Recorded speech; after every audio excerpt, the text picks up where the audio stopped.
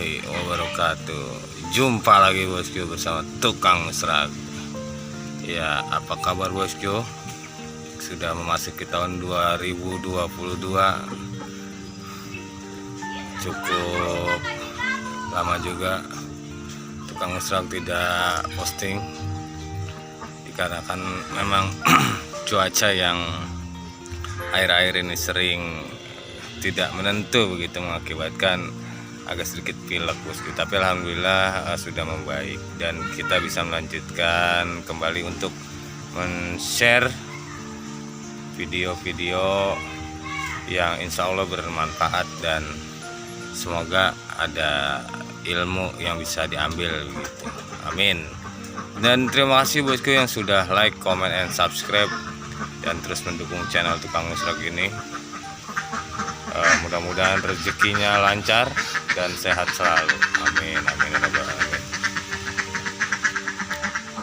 Oke bosku, langsung saja pada kesempatan video kali ini Tukang Serag mau mencoba berbagi, meng-share ya pengalaman kemarin untuk indukan entok bosku.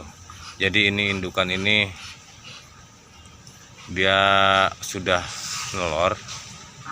Kalau untuk hitungan hari harusnya dia itu sudah menetas bosku, karena udah lebih dari 40 hari ya. Tapi mungkin karena cuaca juga dan faktor yang lainnya juga menentukan. Terutama memang ini saya masih tetap dicampur ya. Jadi waktu proses pengeraman begitu keluar dia dikawinin lagi sama yang jantannya. Setelah saya berdiskusi gitu ya dengan para pakar-pakar, sebaiknya kalau memang indukannya cuma ada sedikit, si pejantannya ini setelah proses pengeraman pada betina itu harus dipisahkan. Sementara memang ya kita masih peternak pemula gitu, jadi masih banyak kekurangan dan memang masih banyak harus belajar. Maka dari itu saya pribadi men-share ya, pengalaman ini supaya tidak terjadi pada teman-teman peternak pemula. Harapannya sih dia bisa menetas, cuma karena ya faktor yang saya sebut tadi, jadi dia udah terlambat untuk menetas. Sementara telurnya yang saya teropong itu awalnya saya kira itu gagal bosku, gagal. Jadi ada jumlahnya 11 telur, hilang satu entah kemana, dan tinggal 10. Saya ambil satu yang sekiranya lain dari yang lain, telur yang lainnya gitu ya, lebih besar dan agak lonjong, itu saya ambil. Saya coba pecahkan bosku, tapi alangkah terkejutnya ternyata di dalam tuh udah ada bayi entok.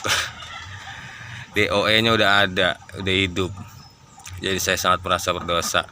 Maka dari itu saya berinisiatif untuk bagaimana bisa tetap menetaskan telur-telur yang sisanya ini bosku.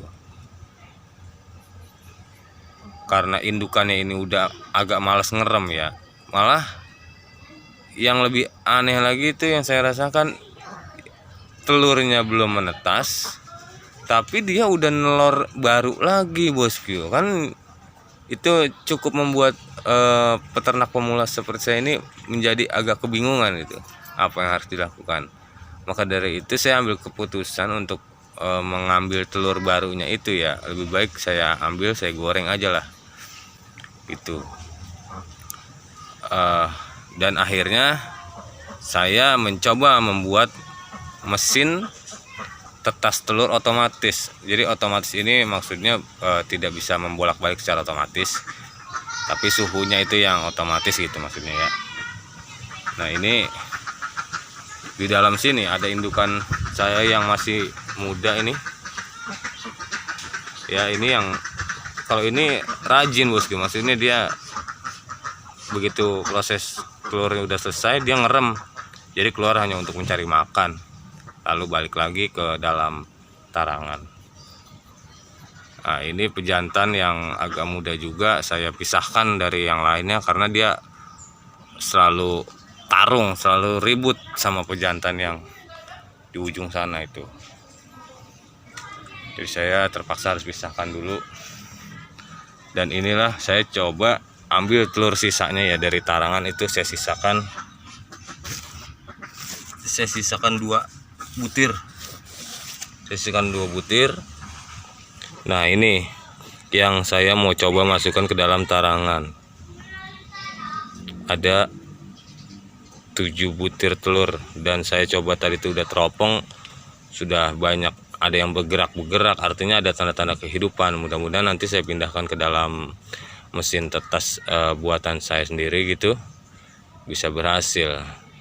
Dan pastinya bila mana ada perkembangan pasti akan juga saya share ke teman-teman semua, ke bosku semua, supaya bosku semua yang seperti saya ini yang baru belajar ternak skala rumahan ini mendapatkan hasil yang maksimal begitu bosku.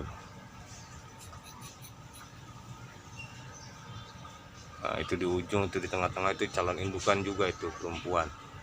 Kalau ono laki no. Jadi saya punya pejantan tuh ada 3. Nah, ini yang udah pengalaman. Dan itu baru pertama kali kawin dan itu juga yang sedang ngeram. Itu baru pertama kali ngeram. Jadi dari jumlah telur yang dia keluarkan itu jumlahnya kemarin ada 8, tapi karena dia baru pertama kali untuk menetaskan, Kak, saya coba untuk kurangin ya. Jadi jumlah telurnya ada 6 butir, saya kurangin 2. Nah, untuk itu ini kita masukkan saja ke dalam mesin tetas. Oke bosku.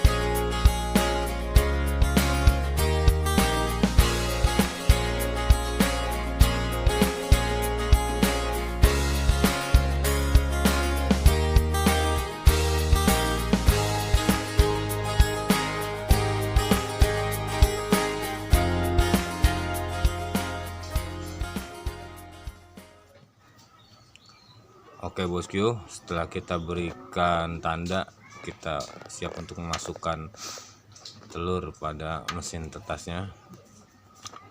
Untuk sensor itu yang menggelantung tuh, kabel yang menggelantung itu ada sensor dari termostat. Itu jaraknya sekitar 2 cm dari telur, atau 1 jari itu kalau kita pakai jari itu 1 jari. Nah, untuk menjadi patokan adalah termostat kayu yang ada di dalam mesin tetas ya. Sementara ini adalah termostat digital. Saya gunakan hanya untuk mematikan dan menghidupkan arus pada lampu. Yang kuning ini adalah hitam, kuning hitam itu adalah kabel yang menyambung ke lampu, sementara kabel yang merah dan hitam itu adalah kabel yang melalui arus listrik atau stop kontak. Untuk kelembapannya itu berkisar antara 60 sampai 68%. Karena ini baru tadi saya buka, masih terus berjalan temperatur kelembabannya bosku. Ya, inilah alat mesin tetasnya. Saya buat dari open yang udah nggak kepake bosku, dimodifikasi menjadi mesin tetas telur dengan kapasitasnya mungkin ya sekitar 20 butir telur masuk ini, dengan lampunya pakai 3 yang 5 watt. Ya, itu untuk temperatur kelembabannya terus naik bosku. Setelah kita tutup Mungkin sekian video dari tukang musrah kali ini. Kalau ada pertanyaan yang kurang jelas mungkin bisa ditulis di kolom komentar. Mari kita saling berbagi pengalaman bosku. Terima kasih. Wassalamualaikum warahmatullahi wabarakatuh.